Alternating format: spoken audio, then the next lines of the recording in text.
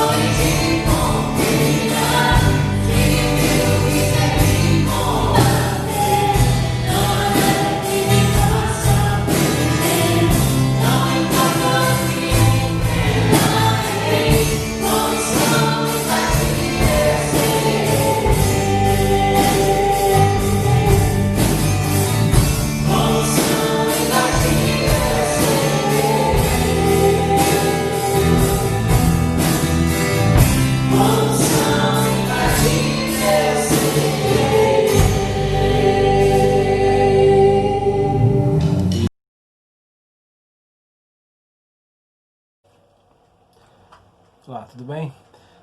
Nós estamos falando nesse tempo, uma série de estudos, fazendo uma série de estudos, uma série de reflexões, com o tema Conhecendo Jesus, e hoje a gente chegou na parte 6, a última parte.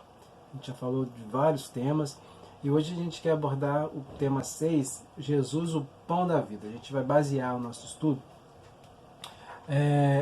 no Evangelho de João, João capítulo 6, os versículos de 1 a 71. A gente não vai ler todos eles, ao longo da reflexão a gente vai colocando aqueles versículos que a gente vai usar, mas a gente vai trabalhar na ideia de que pão é esse, que Jesus se apresenta como sendo o pão da vida, que pão é esse, e olhando para um texto que tem pelo menos 2 pontos para a gente destacar, tem muito mais, mas para esse tempo, que é o fato da multiplicação, do milagre da multiplicação dos pães, e a afirmativa de Jesus de que ele é o pão da vida, aquele que comer desse pão nunca mais terá fome.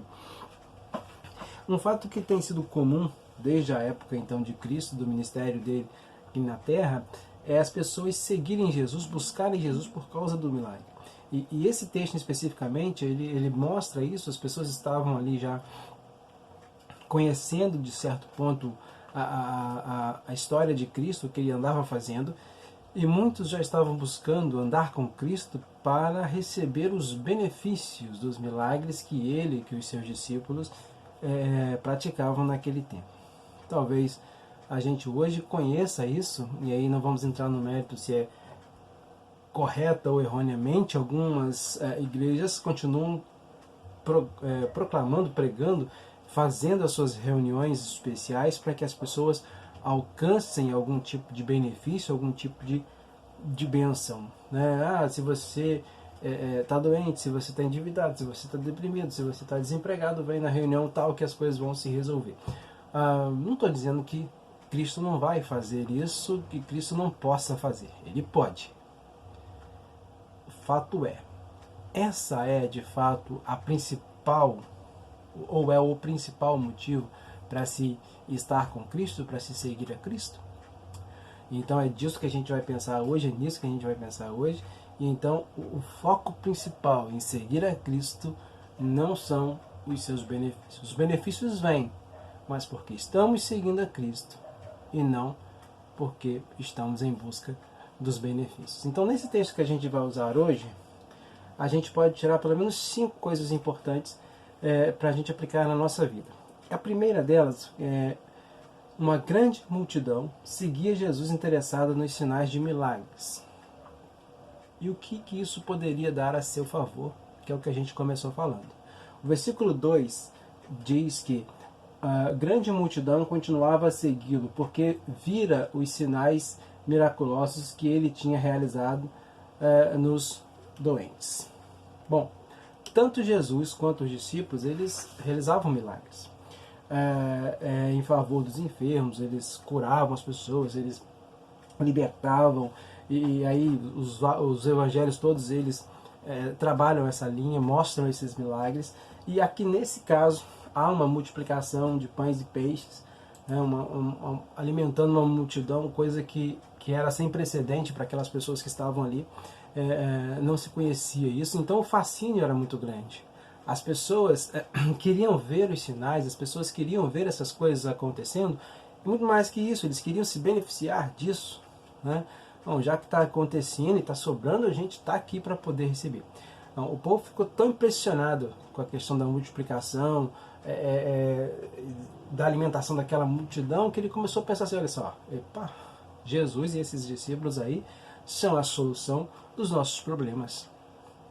Aqui a gente não vai ter mais problema político, a gente não vai ter mais problema econômico, a gente não vai ter mais problema social, porque Cristo é aquele que vai resolver tudo isso.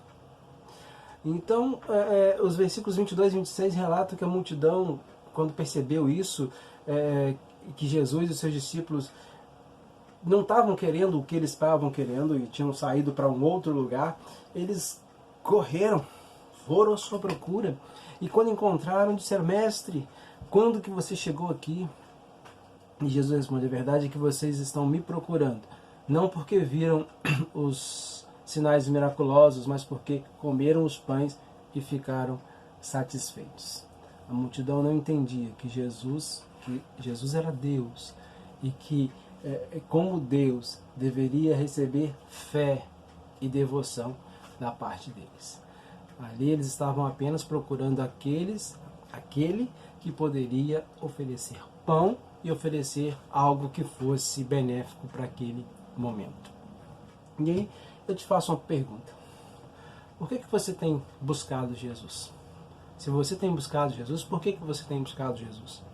Qual tem sido a motivação nessa prática? Você está buscando Jesus porque Ele é Deus e então você deve devotar a Ele a sua fé? Ou você está buscando Jesus porque Ele pode suprir as suas necessidades materiais? Quem é Jesus para você? Um homem que faz sinais, que faz milagres, como aquele povo estava ali observando, ou um grande profeta apenas, ou um líder político, um bom mestre? Quem é Jesus para você? Eu preciso entender que Jesus é Deus e Ele não pode ser seguido apenas para receber bênçãos materiais. Seguindo, a segunda coisa que a gente aprende no texto é que Jesus é poderoso e compassivo no sentido de resolver problemas, os problemas apresentados pelas pessoas. Os relatos do episódio que nós estamos estudando diz que, e isso é narrado também em Mateus, Marcos e Lucas, que quando Jesus saiu do barco, viu uma grande multidão e ele teve compaixão daquelas pessoas, ele curou os doentes. Jesus sabia da necessidade das pessoas, sabia que ele poderia resolver os problemas, ele se compadecia das pessoas. Essa história e outras que a gente encontra no Evangelho, nos Evangelhos, mostram que Jesus não rejeitava aqueles que se aproximavam dele. Ele olhava as pessoas com compaixão, ele entendia a necessidade e ele então buscava resolver aqueles problemas. Neste episódio, no texto que a gente está trabalhando, procurando resolver aquela pendência das pessoas que estavam ali, que os discípulos estavam pensando em despedir a multidão, estavam no deserto, não tinha como arrumar alimento para todo mundo, mas Jesus então se coloca no lugar daquelas pessoas e diz para eles da seguinte maneira: vocês mesmos deem a elas o que comer, ou seja, não vamos dispensá-los, vamos nós mesmos prover alimento. Ele amava tanto as pessoas que não se incomodava com o trabalho de cuidar daquelas pessoas, ou o trabalho que isso traria. A necessidade era mais importante, ou a necessidade deles era importante, precisavam ser resolvidas. E eu queria te perguntar mais uma vez, fazer mais uma pergunta no seguinte sentido: você percebe ou crê na misericórdia e no amor de Deus a seu favor? Nós já aprendemos que nós não podemos ir atrás de Cristo somente por causa dos milagres. Agora a gente já está aprendendo que Cristo se importa sim com as nossas necessidades, mas Ele as reconhece. Ele sabe quais são. Você é capaz de reconhecer, de perceber a misericórdia de Cristo na sua vida? 3. O principal interesse de Jesus é que criamos no relacionamento com Ele. O versículo 27 de João 6 diz: não trabalhem pela comida que se estraga, mas pela comida que permanece para a vida eterna, a qual o Filho do Homem lhe dará. Jesus, apesar de se interessar pelas necessidades físicas e materiais das pessoas e valorizar isso, ele tinha algo mais importante e primordial para oferecer do que as simples necessidades momentâneas. Ele disse à multidão que com ele estava, que havia um outro e melhor pão a ser comido, que havia algo melhor a ser apreciado do que aquele que havia sido multiplicado. Ele diz então, e ele declara no versículo 35, que eu sou o pão da vida, aquele que vem a mim nunca terá fome, aquele que crê em mim nunca terá sede. Logo depois ele afirma novamente: asseguro-lhes que aquele que crê tem a vida eterna, eu sou o pão da vida. Aqui está o pão que desce do céu, para que não morra quem dele comer. Eu sou o pão vivo que desceu do céu. Se alguém comer deste pão, viverá para sempre. Este pão é a minha carne, e eu darei pela vida do mundo. João 6, 47 até o 51. Então, o que significa comer do pão da vida? Significa crer em Jesus e considerá-lo como fonte pessoal de vida. O significado completo e profundo de crer vai muito além do que simplesmente acreditar. Crer é considerá-lo como fonte pessoal de vida. Biblicamente, crer tem como sinônimo se entregar em confiança e dependência. Aí Salmo 37,5 vai tratar disso. O versículo 57 de João 6 que estamos lendo diz que da mesma forma como o Pai que vive me enviou, eu vivo por causa do Pai. Assim aquele que se alimenta de mim viverá por minha causa. As pessoas não deveriam procurá-lo simplesmente para terem suas necessidades físicas e materiais supridas. Elas deveriam procurá-lo porque ele é Deus, fonte de vida e vida eterna. Em primeiro momento, essa aproximação pelas bênçãos materiais ou pelos benefícios, ela pode ser até aceitável e normal para que a pessoa viesse a Jesus. Mas continuar em Cristo por causa apenas desses benefícios não é correto. Porque Jesus quer um relacionamento.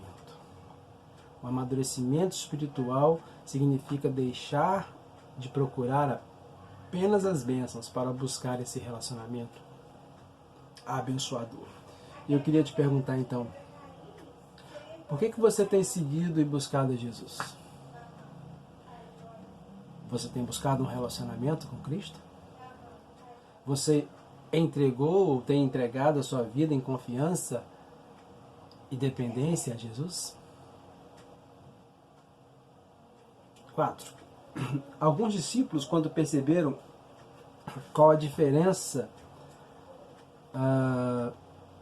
qual o real interesse de Jesus, deixaram de seguir. O versículo 60 e 66 relata o seguinte: ao ouvirem isso, muitos dos seus discípulos disseram: dura é a sua palavra, quem pode suportá-la? Daquela hora em diante, muitos dos seus discípulos voltaram atrás e deixaram de seguir. Ao serem confrontados com a verdadeira razão pela qual deveriam estar seguindo a Cristo, muitas pessoas voltaram atrás, porque na realidade apenas o que era material estava interessando aquelas pessoas. Então a gente aprende que muitos vão voltar atrás quando os seus benefícios materiais não aparecerem. Não haviam entendido então, e muitos hoje não têm entendido ainda, qual é a verdadeira missão. Querem apenas se beneficiar de Cristo, mas não querem ter um compromisso de fé. Não eram verdadeiros discípulos. Não poderíamos chamá-los de discípulos, eram apenas meros seguidores ou talvez até mesmo espectadores de milagres. E eu quero te perguntar, você é um verdadeiro discípulo ou é um mero espectador? 5. Os verdadeiros discípulos entendem que somente em Cristo a gente tem vida eterna. Após o acontecimento que a gente está falando, o versículo 67 de João narra o seguinte: vocês também não querem ir? Quando as pessoas começaram a ir, Jesus olha para os discípulos, aqueles 12 que ele tinha escolhido, e então vocês também não vão? Percebe que com essa pergunta, Jesus não estava preocupado com a quantidade de pessoas que estavam o seguindo, ou a quantidade de seguidores que ele possuía. Ele não se deixava impressionar pelo número das multidões, ele não se deixava impressionar porque quantas pessoas estavam ali ao seu redor, falando, gritando, enfim, não. A essa pergunta que Cristo deu, Pedro deu a seguinte resposta: Senhor, para quem iremos?